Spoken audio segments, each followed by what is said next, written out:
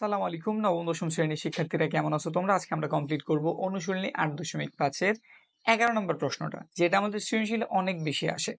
প্রশ্নতে কি বলছে? কোন বৃত্তে এমন দুইটি স্পর্শক আঁকো যেন এদের অন্তর্ভুক্ত কোণ 60 ডিগ্রি হয়। আসলে যদি আমাদের বলে অন্তর্ভুক্ত কোণ 60 ডিগ্রি, তাহলে আমাদের একটা কাজ করতে হইব। কাজটা কি? কারণ এই জিনিসটা আমাদের সৃজনশীলে 60 আসে, ঠিক আছে, ঘুরায় পেঁচায় অন্যান্য ভাবেও দেয়। তো ওই জিনিসটা আগে আমি ক্লিয়ার করি সৃজনশীল এটা কিভাবে আসতে পারে।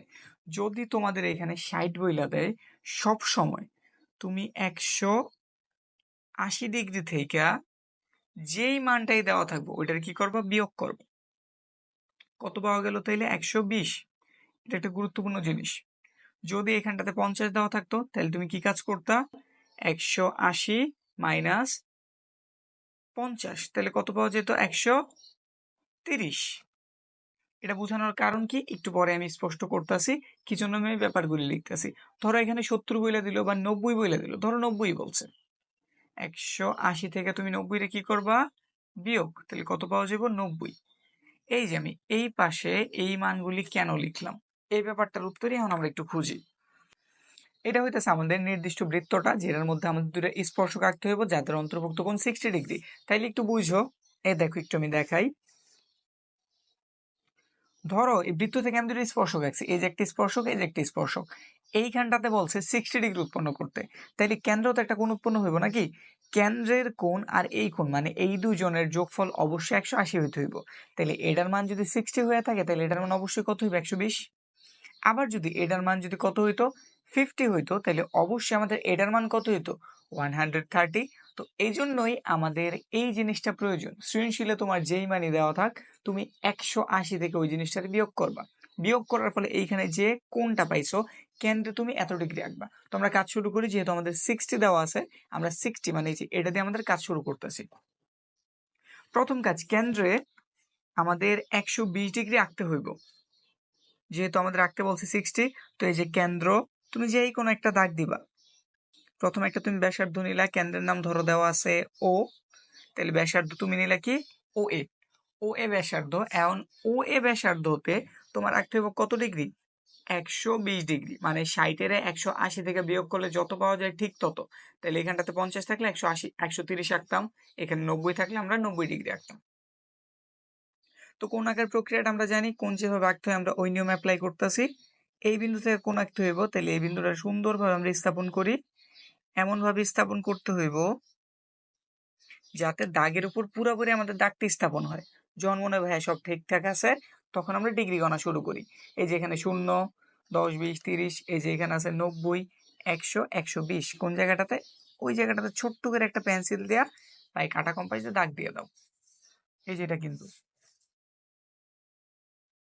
বসাইলাম, সুন্দরভাবে স্থাপন করতেছি, করা হইল, ব্যাস আমরা দাগ দিলাম। এটার নাম ধরো আমরা দিয়ে দিলাম ভি। তাহলে এখানটাতে আমরা কত ডিগ্রি অঙ্কন করছি? 120। তাইলেই 120 আর 60 যদি এর জন্য যোগ করি কত হবে? 180। তাইলে এ বিন্দু থেকে ভি বিন্দু থেকে আমাদের একটা স্পর্শক আঁকতে হইব। স্পর্শক কিভাবে? আমাদের 90 ডিগ্রি আঁকলে স্পর্শক আঁকা হয়ে যাব। তাহলে বি বিন্দুতে বসাইলাম, বি বিন্দুতে আমরা কি আঁকতেছি? 90 ডিগ্রি। 90 ডিগ্রি আঁকার যে প্রক্রিয়া, আমরা ওই প্রক্রিয়া অ্যাপ্লাই করতেছি। ভিতে বসাইলাম, আমাদের সুবিধা মতো একটা মাপ নিলাম, সেম মাপ যে কাটা অংশে, ওই কাটা অংশটাতে বসাইলাম। দরকার হলে মাপগুলো আবার একটু ভালো মতো নিয়ে নেই। দেখো বোঝা যায় তো? এই যে আমরা মাপটা নিছি, ওই বিন্দুটাতে নিয়ে আমরা বসাইলাম, একটা দাগ কাটলাম, আবার একটা দাগ কাটলাম, উপরে একটা, এইখান থেকে ফাইনালি আরেকটা।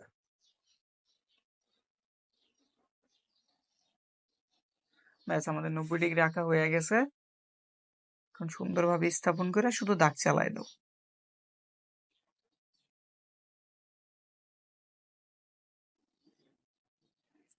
সেম ভাবে বিতে আমরা যেভাবে 90 ডিগ্রি আঁকছি, এ তো আমাদের সেম কাজটাই করতে হইব। তাহলে আমরা এই যে এতে বসাইলাম, নিজের সুবিধা মতো একটা মাপ, ধরো এটাই নিলাম, কাটা অংশটাতে বসাইলাম, একটা বৃত্তচাপ, এই মাপেই এখান থেকে আরেকটা বৃত্তচাপ, যে মাপে আমরা প্রথম যে বৃত্তচাপটা কাটছি সেম মাপে এখানে বসাইলাম দ্বিতীয় বৃত্তচাপ, এখানটাতে বসাই সামনে আরেকটা বৃত্তচাপ, উপরে একটা বৃত্তচাপ, ওইখানটাতে বসাইয়া আরেকটা বৃত্তচাপ দিলে আমাদের কাজ প্রায় কমপ্লিট। সেখানটাতে বসায় দাগ কেটে দিলাম, স্থাপন করি,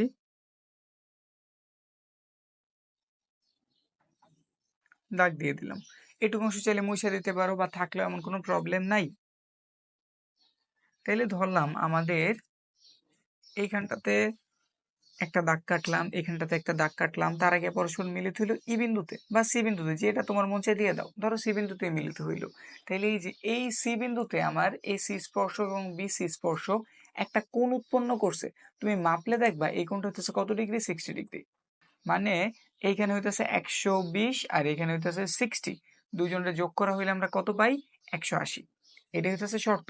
মানে আমাদের চতুর্ভুজটা এই নিয়ম মাইনা চলে, এই বিপরীত দুজনের যোগফল 180, আবার এই বিপরীত দুজনের যোগফল কত, 180। এজন্য তোমার যেই কোণটা আঁকতে বলা হইব, যেই কোণটাই বলুক, তুমি 180 থেকে ওটার বিয়োগ করবা। এটা হচ্ছে আমাদের ফার্স্ট স্টেপ। কি বললাম, এইখানে যেই মানটাই দেওয়া থাকবো, মানে স্পর্শক যত ডিগ্রি অন্তর্ভুক্ত আঁকতে বলবো, তুমি ওইটার 180 থেকে বিয়োগ করবা, যে জিনিসটা পাওয়া যাবে কেন্দ্রে তুমি অত ডিগ্রি কোণ আঁকবা। তারপর এখান থেকে একটা লম্ব, এখান থেকে একটা লম্ব, তারা যে এখানে মিলিত হইব, ওইখানে উৎপন্ন হইব তোমার কাঙ্ক্ষিত 60 ডিগ্রি বা 50 ডিগ্রি বা 90 ডিগ্রি, যে যেটা বলে বা প্রশ্নে যেটা থাকে ঠিক ওইটাই। তো এই তো আমাদের আঁকা হয়ে গেছে। আবার একটু আমরা রিপিট করি, আমরা কি করছি, প্রথমে আমরা চেক করছি 60 ডিগ্রি, তাহলে 180 থেকে আমরা 60 বিয়োগ করছি, 120 পাওয়া গেছে। কেন্দ্রে আমরা 120 ডিগ্রি আঁকছি, একটা যে কোনো দাগ দিছি, দাগ দেওয়ার পরে আমরা আমাদের কাটা কম্পাসটি ইউজ করছি, সরি আমাদের চাঁদা ইউজ করছি, বসাইছি মাইপে 120 ডিগ্রি কোণ আঁকছি, এখান থেকে একটা 90 ডিগ্রি, এখান থেকে আরেকটা 90 ডিগ্রি আঁকছি, তার আগে একটা বিন্দুতে মিলিত হয়েছে। তাহলে এইটাই হইতেছে আমাদের কাঙ্ক্ষিত স্পর্শকদের অন্তর্ভুক্ত 60 ডিগ্রি কোণটা। তো এবার এটা একটু আমরা বর্ণনা দিয়ে দিই। তো এটা যদি বর্ণনা আঁকতে চাই, ও কেন্দ্র বিশিষ্ট একটা বৃত্তের একটা নামকরণ করে দেই, এ ভি, এখানটাতে নাম দিয়ে দিতে পারি আমরা সি। তো লিখতেছি, মনে করি ও কেন্দ্র বিশিষ্ট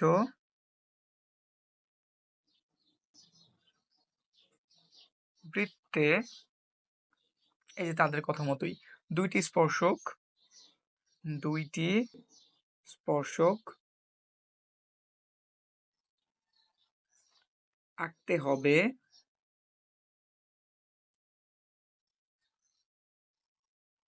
যাদের অন্তর্ভুক্ত কোণ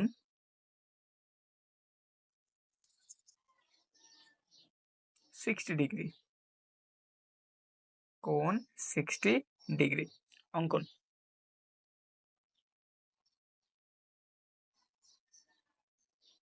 ও এ ব্যাসার্ধ নেই।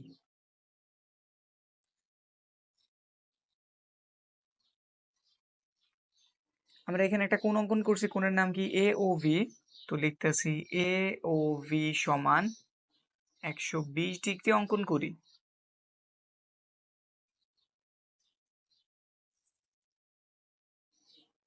এ বিন্দুতে আমরা কি একটা লম্ব আঁকছি না, তো এটাই বইলা দাও। এ বিন্দুতে আমরা কিন্তু এটা লম্ব আঁকছি, লম্বটার নাম কি, সি এ বা এসি। এসি লম্ব ও এ, কার উপর লম্ব আঁকা রাখছি, ও এর উপরে। এবং আবার এই দিকটাতে আমরা ভিসি লম্ব অঙ্কন করছি ও ভি এর উপরে, তো এলে উপরে দেই ভিসি লম্ব ও ভি। এই যে ভিসি লম্বটা আমরা ও ভি এর উপর অঙ্কন করছি,